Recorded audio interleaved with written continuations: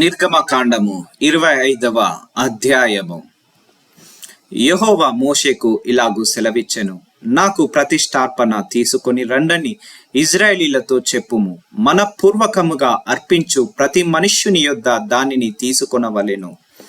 మీరు వారి యొద్ద తీసుకొనవలసిన అర్పణ లేవనగా బంగారు, వెండి, ఇత్తడి, నీల, ధూమ్ర, రక్త వర్ణములు, సన్నపు నార, మేక వెండ్రుకలు, ఎరుపు రంగు వేసిన పొట్టేళ్ల తోళ్లు, సముద్ర వత్సల తోళ్లు, తుమ్మకర్రలు, ప్రదీపమునకు తైలము, అభిషేక తైలమునకును పరిమళ ద్రవ్యముల ధూపమునకు సుగంధ సంభారములు, లేత పచ్చలు, ఎఫోదుకును పతకమునకు చెక్కు రత్నములు అనునవే.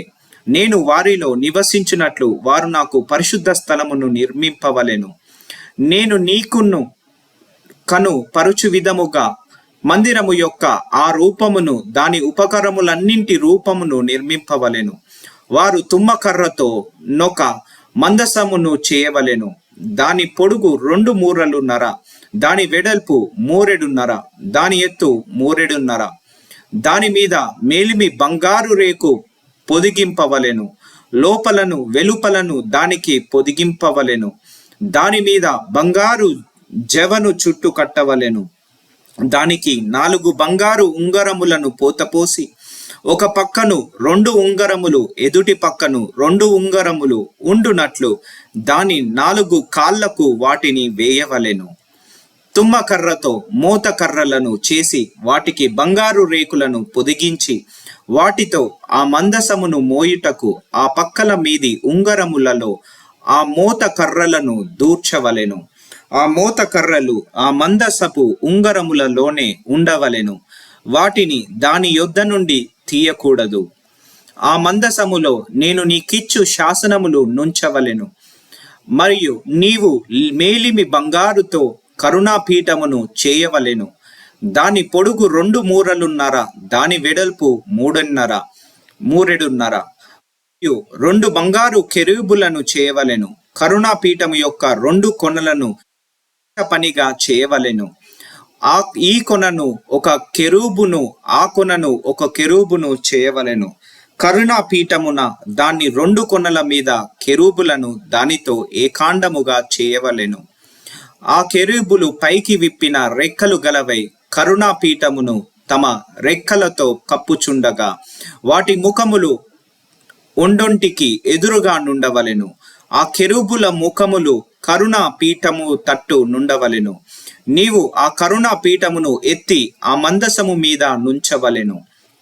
నేను నీకిచ్చు శాసనములను ఆ మందసములో నుంచవలెను.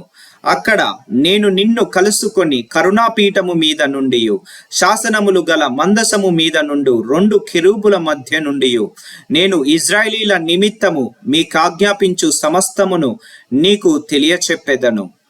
మరియు నీవు తుమ్మకర్రతో నొక బల్ల చేయవలెను. దాని పొడుగు 2 మూరలు, దాని వెడల్పు 1 మూర, దాని ఎత్తు 3 మూరెడున్నర. మేలిమి బంగారు రేకును దానికి పొదిగించి దానికి చుట్టూ బంగారు జవను చేయింపవలెను. దానికి చుట్టూ బెత్తెడు బద్దె చేసి దాని బద్దెపైని చుట్టూను బంగారు జవ చేయవలెను. దానికి 4 బంగారు ఉంగరములను చేసి దాని 4 కాళ్లకుండు 4 మూలలలో ఆ ఉంగరములను తగిలింపవలెను. బల్ల మోయుటకు మోతకర్రలు ఉంగరములను బద్దెకు సమీపముగా నుండవలెను. ఆ మోతకర్రలు తుమ్మక చేసి వాటి మీద బంగారు రేకు పొదిగింపవలెను. వాటితో బల్ల మోయబడును.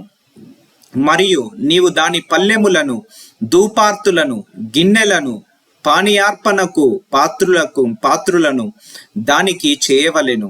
మేలిమి బంగారుతో వాటిని చేయవలెను. నిత్యమును నా సన్నిధి రొట్టెలను ఈ బల్ల మీద ఉంచవలెను. మరియు నీవు మేలిమి బంగారుతో దీపవృక్షమును చేయవలెను. నకిషి పనిగా ఈ దీపవృక్షము చేయవలెను. దాని ప్రకాండమును, దాని శాఖలను నకిషి పనిగా చేయవలెను. దాని కలశములు, దాని మొగ్గలు, దాని పువ్వులు దానితో ఏకాండమై ఉండవలెను. దీపవృక్షము యొక్క ఒక ప్రక్క నుండి 3 కొమ్ములు, దీపవృక్షము యొక్క రెండవ ప్రక్క నుండి 3 కొమ్ములు, అనగా దాని ప్రక్కల నుండి 6 కొమ్ములు నిగుడవలెను. ఒక కొమ్మలో మొగ్గ పువ్వు గల బాదము రూపమైన 3 కలశములు, రెండవ కొమ్ములో మొగ్గ పువ్వు గల బాదము అట్లు దీపవృక్షము నుండి బయలుదేరు కొమ్ములలో నుండవలెను.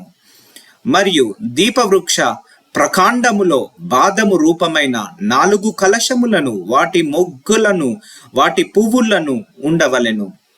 దీపవృక్ష ప్రకాండము నుండి నిగుడి 6 కొమ్ములకు దాని 2 కొమ్ముల క్రింద ఏకాండమైన ఒక్కొక్క మొగ్గ చొప్పున ఉండవలెను. వాటి మొగ్గలు, వాటి కొమ్ములు దానితో ఏకాండమగును. అదంతయు మేలిమి బంగారుతో చేయబడిన ఏకాండమైన నకిషి పనిగా ఉండవలెను. నీవు దానికి 7 దీపములను చేయవలెను. దాని ఎదుట వెలుగిచ్చునట్లు దాని దీపములను వెలిగింపవలెను. దాని కత్తెర చిప్పయు మేలిమి బంగారుతో చేయవలెను. ఆ ఉపకరములన్నీ 40 వీసెల మేలిమి బంగారుతో చేయవలెను. కొండ మీద నీకు కనపరచబడిన వాటి రూపము చొప్పున వాటిని చేయుటకు జాగ్రత్త పడుము.